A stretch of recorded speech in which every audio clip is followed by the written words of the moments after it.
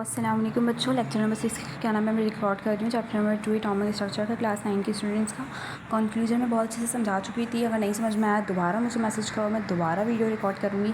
Rutherford के postulate जल्दी से समझा देती हूँ। भाई एक एटम कंसिडर होता है positively charge dense and very small nucleus containing protons and neutron.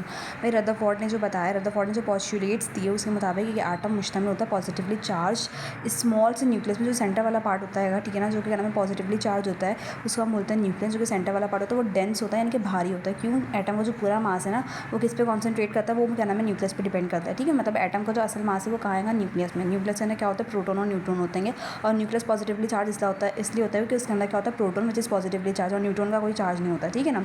The entire mass of the atom is concentrated in the nucleus of an atom. मतलब जो पूरा का पूरा मास होता है ना एक एटम का, वो किस पे डिपेंड करता है, वो किस पे क्या नाम है रिलाई करता है, वो क्या नाम है न्यूक्लियस पे डिपेंड करता है। मैंने आपको क्या बताया, जो सेंटर वाला पार्ट होता है उसको हम बोलते हैं nucleus.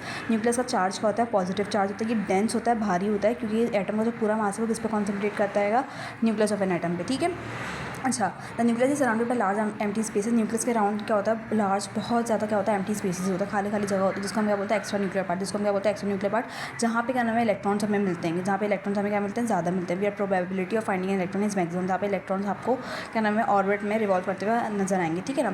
The electrons are revolving around the nuclear in circular path with high speed velocity. ये जो इलेक्ट्रॉन जो क्या नाम सर्कुलर पाथ होते हैं, जो गोल गोल रास्ते होते हैं, उनका बोलते हैं ऑर्बिट। और उसमें वो क्या नाम है हाई स्पीड यानी हाई वेलोसिटी से क्या कर रहे हैं, रिवॉल्व करें। The circular part are known as orbits. इनको हम ऑर्बिट्स बोलते हैं, शेल्स बोलते हैं, एक ही बात है। ठीक है ना, ऑर्बिट्स बोलो या शेल्स बोलो।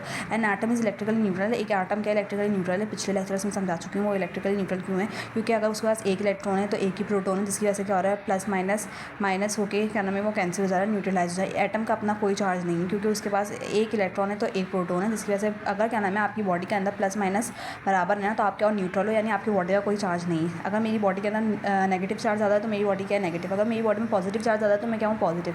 लेकिन अगर मेरी बॉडी में इक्वल अमाउंट में ही पॉजिटिव चार्ज हो, इक्वल अमाउंट में ही क्या नाम है नेगेटिव चार्ज है, मतलब दो अगर पॉजिटिव चार्ज मेरे अंदर है और दो ही नेगेटिव चार्ज है, तो मैं क्या हूँ, मैं इलेक्ट्रिकली न्यूट्रल हूँ, यानी मेरा अपना कोई चार्ज नहीं। न्यूट्रल का मतलब क्या होता है, चार्जलेस। न्यूट्रल का मतलब क्या होता है, चार्जलेस। सही बात समझ में आई। तो एटम क्या इलेक्ट्रिकल न्यूट्रल है, because it has equal number of protons and electrons. बात समझ में आई, उसके पास क्या equal number of proton and electron है। ठीक है, एक एटम में हमेशा जितने नंबर ऑफ प्रोटॉन होंगे उतने ही नंबर ऑफ इलेक्ट्रॉन होंगे, ये बात हमेशा आपने याद रखनी है। ठीक है। The size of the nucleus is very small. The nucleus का साइज वो बहुत ज़्यादा स्मॉल है as compare to the size of its original atom. यानी एटम के मुकाबले में न्यूक्लियस का साइज होता है बहुत ज़्यादा स्मॉल, बहुत ज़्यादा टाइनी। ओके। अब क्या नाम है रदरफोर्ड का मॉडल क्यों क्या नाम है हमने रिजेक्ट कर दिया, उसके बाद नील बोर्ड क्यों आया, नया मॉडल क्यों बनाया गया। तो आइए इनके डिफेक्ट्स को पढ़ते हैं। सोच रही हूँ डिफेक्ट्स को मैं क्या नाम है नेक्स्ट वीडियो में बनाऊँ, क्योंकि मैं चाह रही थी कि मैं इस रदरफोर्ड के मॉडल को बहुत अच्छे तरीके से आप लोगों को रिवाइज़ करवा दूँ, बिकॉज इतना आसान नहीं, बस आपने समझ लेना बच्चों, अपने पास से लिखा करो, कुछ भी रट्टा नहीं मारा करो। सबसे पहले रदरफोर्ड के एटॉमिक मॉडल पे आए तो इन्होंने क्या नाम है अर्नेस्ट रदरफोर्ड ने या लॉर्ड रदरफोर्ड ने कब किया था ये एक्सपेरिमेंट, 1911 में किया था। बहुत सारे एक्सपेरिमेंट किए थे, लेकिन क्या नाम है फाइनली उन्होंने न्यू मॉडल दे दिया था एटम पर, जिसको हम बोलते हैं रदरफोर्ड एटॉमिक मॉडल। ठीक है।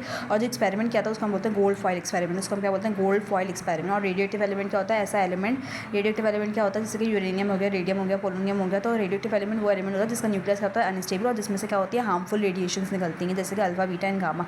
हमने इस क्या नाम है गोल्ड फॉइल एक्सपेरिमेंट में रदरफोर्ड में पोलोनियम को इसलिए यूज़ किया था क्योंकि इसमें से क्या नाम है अल्फा पार्टिकल्स निकल रहे थे, और इसको अल्फा पार्टिकल्स ही चाहिए थे क्योंकि उसको बॉम्बार्ड करवाने थे। कहाँ पे, क्योंकि उसको क्या करना था, गोल्ड की जो थिन शीट थी उसके ऊपर बॉम्बार्ड करवाने थे अल्फा पार्टिकल। ठीक है। और उसने क्या नाम है गोल्ड की जो थिन शीट थी उसके ऊपर क्या रखा था, उसके ऊपर रखा था जिंक सल्फाइड की स्क्रीन, जिसके ऊपर जैसे ही अल्फा पार्टिकल्स पड़े तो क्या हुआ कि एक क्या नाम है लाइट निकली, क्या निकली, लाइट निकली। और जो क्या नाम जब स्क्रीन पर लाइट प्रोड्यूस होती है तो इस प्रोसेस को बोलते हैं इल्यूमिनेशन। क्या बोलते हैं इसको, इल्यूमिनेशन। ठीक है।